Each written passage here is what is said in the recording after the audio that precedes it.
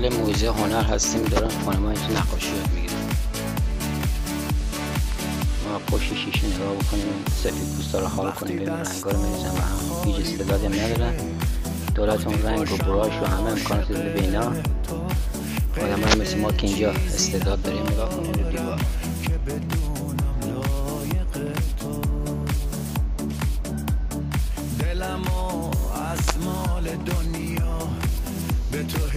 همه جور امکاناتی میدن به اینا، به ما که میرسن معظم یه توف مینزن تو دست ما.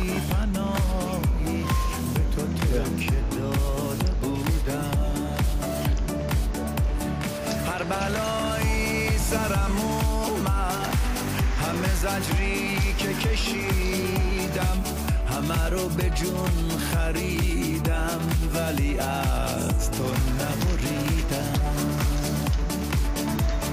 هر جا بودم با تو بودم، هر جا رفتم تو رو دیدم. تو سبک شدن آقا اعتراض میکنن دانشجوها به گرونی تحصیلات اینجاست. دانشجوها این بنده خدا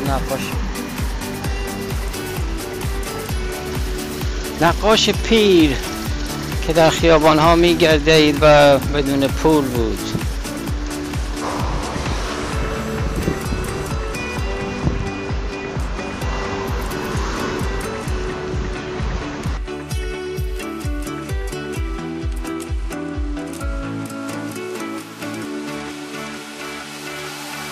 اگه احساسمو کشتی، اگه از یاد منو بردی، اگه رفتی بی تفاوت به غریب سر سپردی،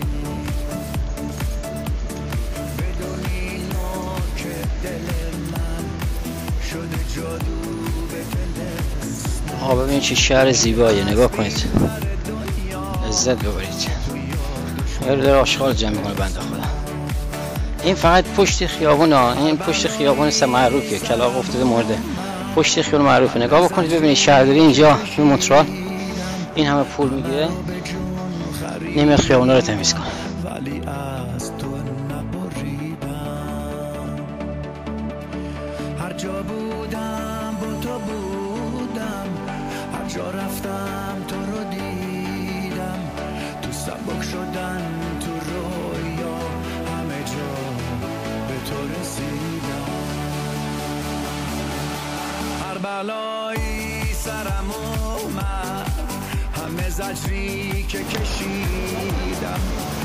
جالب اینجاست که توی اینایی که راهپیمایی کردن اینجا یارو ایرانی پشت سر من وایساده داره خاله بندی میکنه. یکیشون توی این راهپیمایی نیستن که حمایت کنن که مثلا اینجا تحصیلاتشون ارزون‌تر بشه. به خاطر که این ایرانی‌ها که من اینجا همه این لاشخوران که پولا رو دزدیدن آوردن اینجا، واسه شون مهم نیست که گرون باشه ارزون باشه، واسه شون مهم نیست که